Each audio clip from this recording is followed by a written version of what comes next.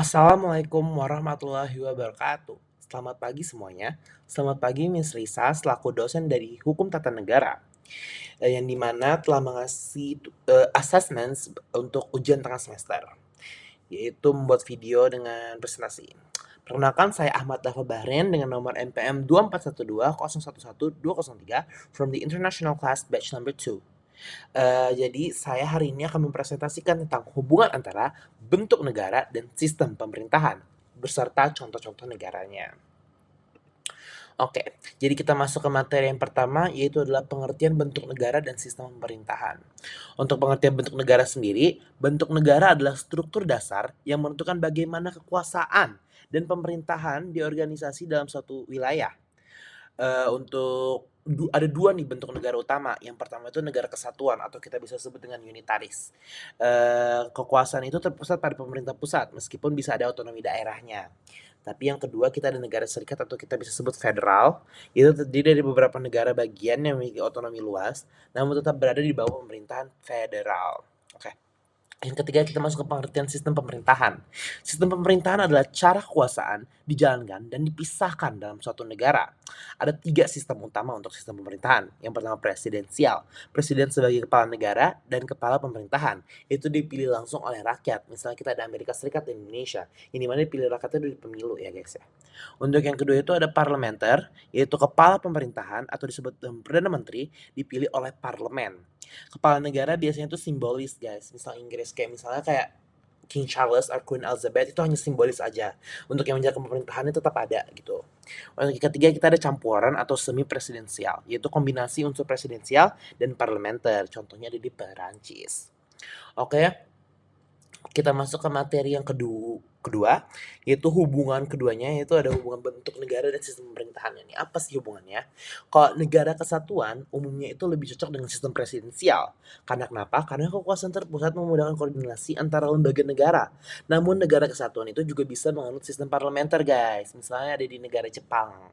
Untuk yang kedua, negara federal itu sering menggunakan sistem parlementer atau campuran karena adanya pembagian kekuasaan antara pemerintah pusat dan negara bagian menurut mekanisme check and balance yang lebih kompleks. Misalnya ada Jerman, India, Amerika Serikat. Jadi mereka ada kayak beda peraturan untuk negara bagiannya. Untuk yang ketiga itu ada kombinasi bentuk negara dan sistem pemerintahan itu mengamati stabilitas, efektivitas, dan keberhasilan negara dalam mencapai tujuannya. Jadi sebenarnya itu sih hubungan antara bentuk negara dan sistem pemerintahannya. Oke, selanjutnya kita masuk ke tabel kombinasi bentuk negara dan sistem pemerintahan dan contoh-contoh negaranya. Untuk bentuk negara yang pertama itu ada kesatuan, sistem pemerintahannya itu bisa di presidensial. Untuk contoh negaranya kita ada Indonesia dan Korea Selatan. Maksudnya gimana tuh? Jadi pemerintahannya pusat itu kuat, presiden sebagai kepala negara dan pemerintahan. Jadi presiden itu kayak top of tier-nya mereka.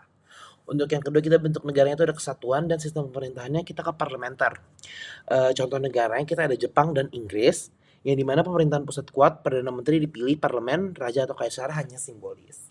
Yang ketiga kita ada federal dan sistem pemerintahannya presidensial, yang dimana contoh negaranya ada Amerika Serikat dan Brazil, di mana negara bagian otonom, presiden dipilih rakyat, kekuasaan terbagi pusat daerah.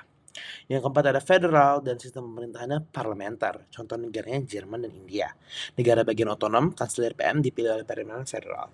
Yang kelima ada bentuk negara, sistem pemerintahannya campuran. Contoh negaranya ada Prancis dan Rusia. Oke guys, terakhir kita masuk ke dampak kombinasi bentuk negara sistem pemerintahan. Apa sih dampaknya? Yang pertama itu ada stabilitas pemerintahan, di mana negara federal dengan sistem parlementer cenderung lebih stabil dalam masyarakat majemuk karena daerah itu punya otonomi yang luas, jadi lebih luas. Untuk kedua itu kita ada di efektivitas pemerintahan, di mana negara kesatuan dengan sistem presidensial lebih efektif dalam pengambilan keputusan cepat, namun rawan sentralisasi berlebihan. Nah ini perlu digarisbawahi untuk sentralisasi berlebihan. Itu adalah kondisi di mana seluruh kewenangan, pengambilan keputusan, dan kontrol dalam suatu organisasi atau pemerintahan terlalu terpusat pada pemerintah pusat. Jadi sebenarnya itu tidak boleh juga ya guys untuk sentralisasi berlebihan. Yang terakhir ada keseimbangan kekuasaan di mana sistem federal mencegah dominasi pusat, sedangkan sistem presidensial mencegah dominasi legislatif.